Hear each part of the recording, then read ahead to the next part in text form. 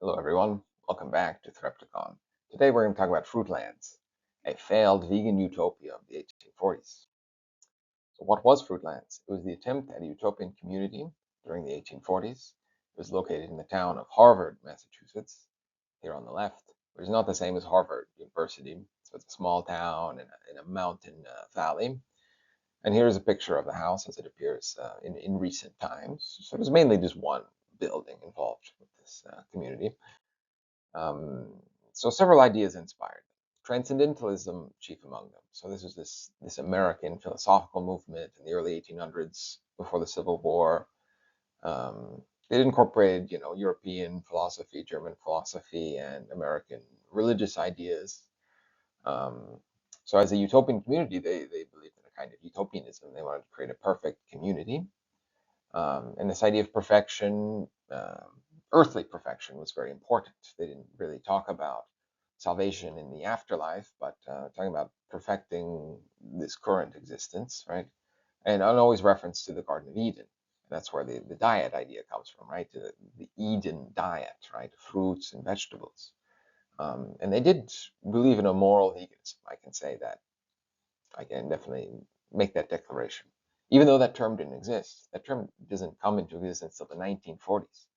So me using veganism is ante litteram before the term existed, but same principles.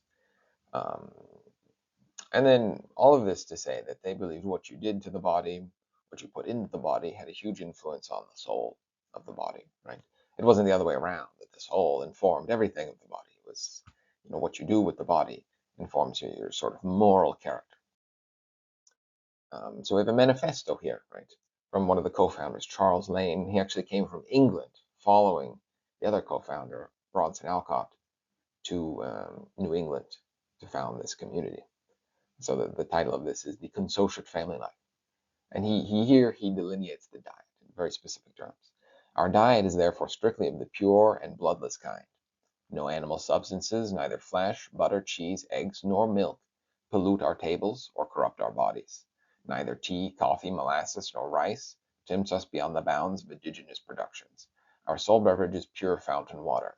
The native grains, fruits, herbs, and roots, dressed with the utmost cleanliness, in regard to their purpose of edifying a healthful body, furnish the pleasantest reflections, and in the greatest variety, requisite to the supply of the various organs. The field, the orchard, the garden, in the bounteous products of wheat, rye, barley, maize, oats, buckwheat, apples, pears, peaches, plums, cherries, currants, berries, potatoes, peas, beans, beets, carrots, melons, and other vines, yield an ample store for human nutrition, without dependence on foreign climes, or the degradation of shipping and trade. The almost inexhaustible variety which the several stages and sorts of vegetable growth, and the several modes of preparation, afford a full answer to the question which is often put by those who have never ventured into the region of a pure and chaste diet. If you give up flesh meat, upon what then can you live? So the question at the end is like, you know, the main idea. So people ask, oh, if you don't eat meat, what do you eat? And then he says that long list, right? Berries and potatoes and apples and all that stuff. Um, and then there's a lot of important ideas here. One, no milk, right? Before we've seen kind of lacto vegetarians making exceptions for milk. Here he says explicitly no milk, no eggs, no cheese, right? No butter, no dairy, no eggs. He's very clear about that. No mention of honey, though. That would be an interesting point to bring up. If we could bring Charles Lane back, what would he say about honey? But the other idea is they don't want to use products that contain foreign grown products that were produced by slave labor, like sugar at that time was produced entirely by slave labor. So he's avoiding that, saying we can produce everything we need in situ, right? In the summer, we'll have these fruits, and then in the fall, we'll have apples and such that can store for a while. And in the dead of winter, we can eat, grains and beans and potatoes. He's saying it all can be produced where you live. So here's the people involved here. On the upper left, we have Bronson Alcott. On the upper right, we have Charles Lane. So on the lower left, we have the wife of Bronson Alcott, named Abigail Alcott. And then we have a drawing next to her of the four children of this couple, right? Among them, Louisa May Alcott, who became famous. At the time, she was a girl. She was like 10 years old when this happened. But later, she became famous. She became a famous author. She wrote Little Women. That's her most famous work. So at the height of this community, like that first summer, there was around 13 adults, right?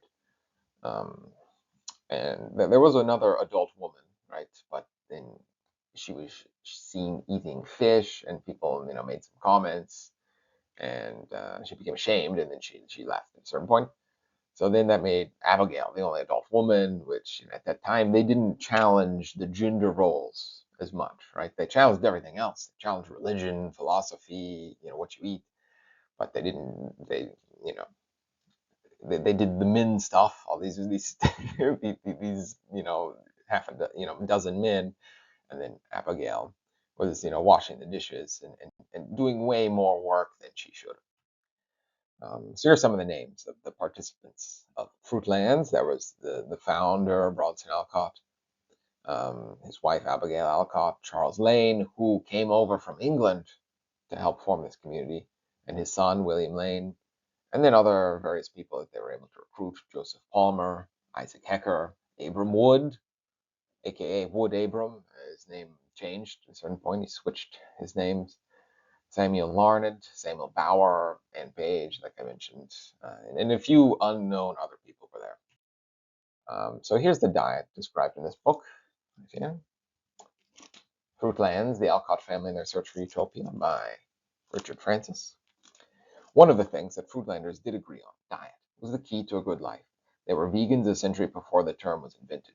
They were even uneasy about the process of cooking, and one member of the community, Samuel Bauer, insisted on eating only raw foods, including beans and grains.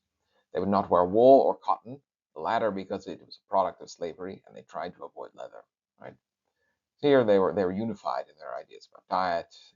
This guy Samuel Bauer even took it another step and said, "Oh, I don't want to process my foods. I don't want to cook them." So I hope he was soaking these beans and grains. Otherwise, that would maybe cause some digestive problems eating that. And then Bronson Alcott declares, "Our wine is water, flesh bread, drugs fruits," meaning what we drink is water, what we eat is bread, and to cure ourselves we eat fruit. So one of the big inspirations was a figure named Sylvester Graham. I mean, he wasn't there, but he inspired a lot of these early 19th century American vegetarians, right? He advocated a plant-based diet, and he always he had a lot of he opened a few like Graham houses, in various cities in the U.S. where people could get healthy food, and he insisted on whole grain bread, not white bread, no food additives, and then only water to drink. And here, one of his lectures, he talks about what he believes is the human diet, right? Comparative anatomy therefore proves that man is naturally a frugivorous animal, formed to subsist upon fruits, seeds, and farinaceous vegetables. So that was a huge inspiration for the veganism of Fruitlands. So we have a parody, Louisa May, who became a writer in later life. She wrote Transcendental Wild Oats, which is a funny title, a pun on transcendentalism, which is just sort of making fun of this attempt at community. Once again, a failed attempt. So there were a lot of practical challenges, right? There was a New England winter, right? It was very cold. They chopped the firewood. Um, they didn't really they weren't as successful farmers. They didn't know how that food stored away. And then growing one's own food, right? Like I said, there was no orchard there. There were only some old, unproductive trees. I mean, it was called Fruitlands. There weren't that many fruit trees. That was a problem. They really couldn't retain recruits. People stayed for a little bit. They all they did was sit around and debate. So at a certain point, people are going to get upset. You're going to run into problems, run into personality problems. There seemed to be a lack of long-term planning. I mean, it was an attempt at community. There was not really a long-term plan for viability.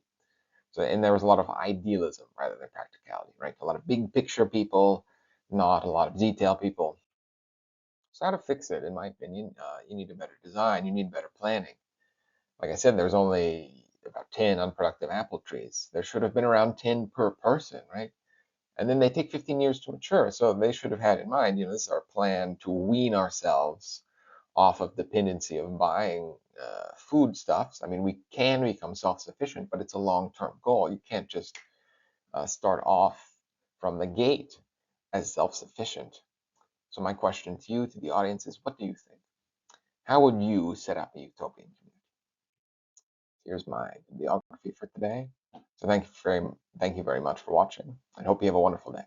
Bye-bye.